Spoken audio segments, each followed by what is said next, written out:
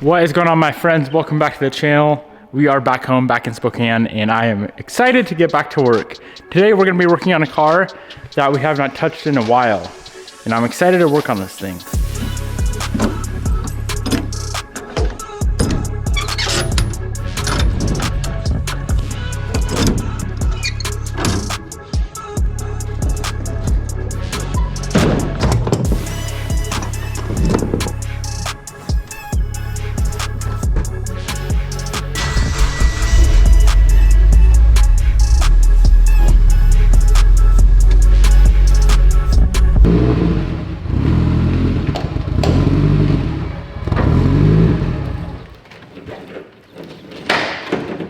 She needs a tune.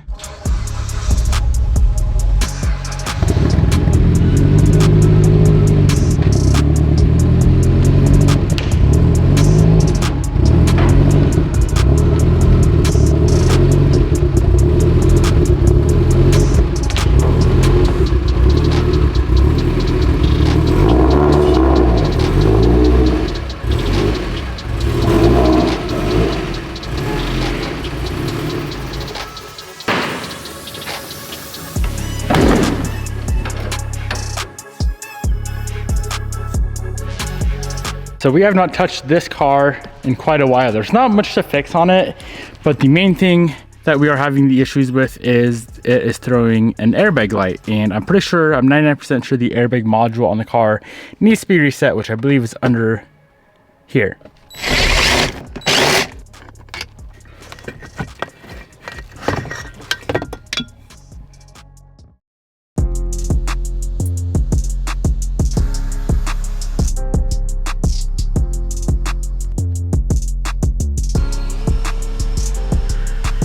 We got old girl cleaned up, looking absolutely beautiful.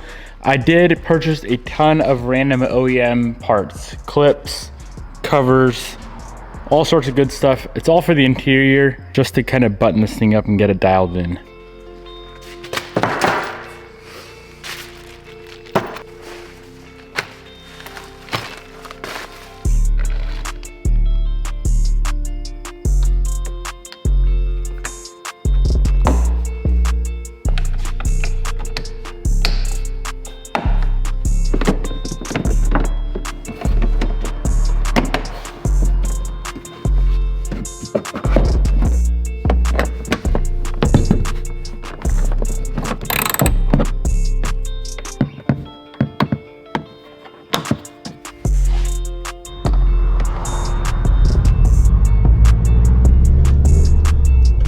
Dudes, the interior is all complete, all those little clips and everything, minus the airbag module, which is now completely reset. So I just drove the STI down here to plug it in to see if our airbag light is gonna disappear.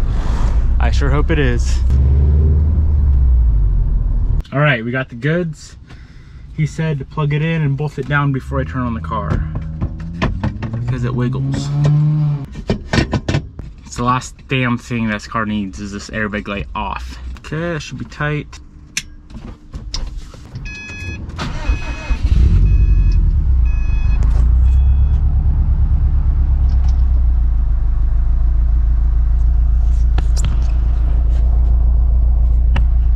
Son of a bitch.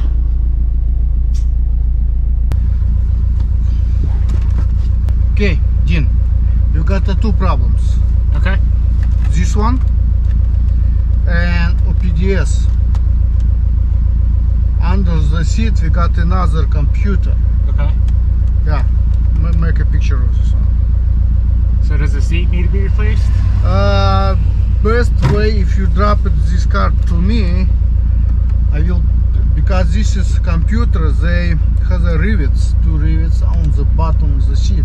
Need to drill out these rivets, reprogram this computer and put it back. Okay. And I think it will be okay. Is it unplugged? Yep. You see it? Yeah.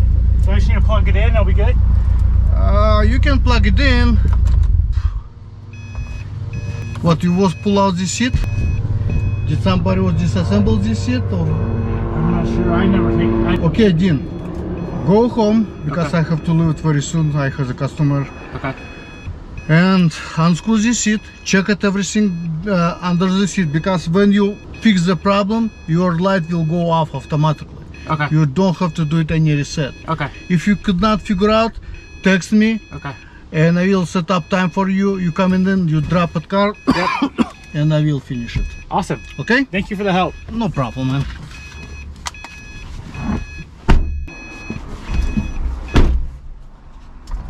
The seat is unplugged.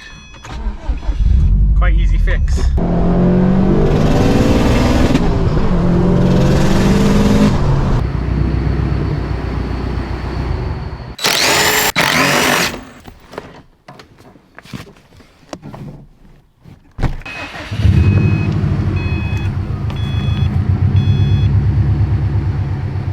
Ooh, just like that, airbag light is fixed.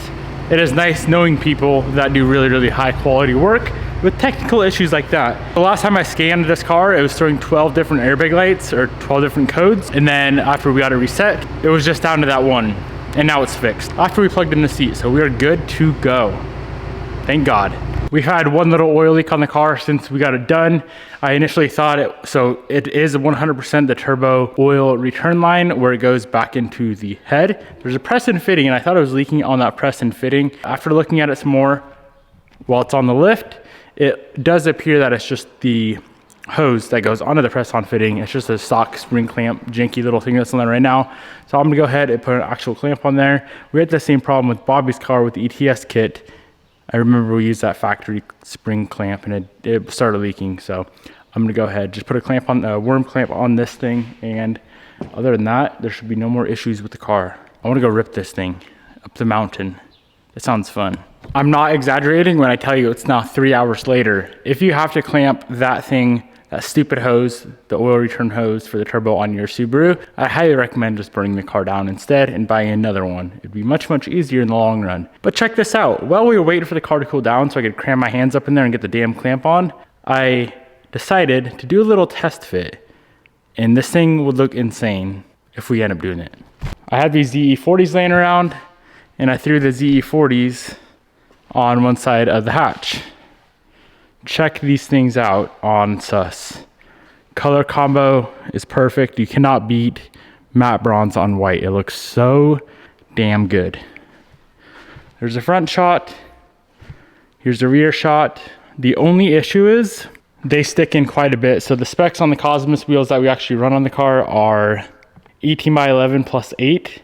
And we also have to run a 1-inch spacer for the wide body kit. These are 18x10.5 plus 15.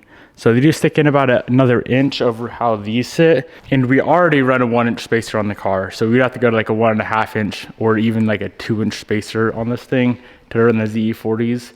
I really wish they made it in a wider spec, but I think this is the most aggressive spec that they make in the ZEs. I do love the ZEs though. They look so good on my sus.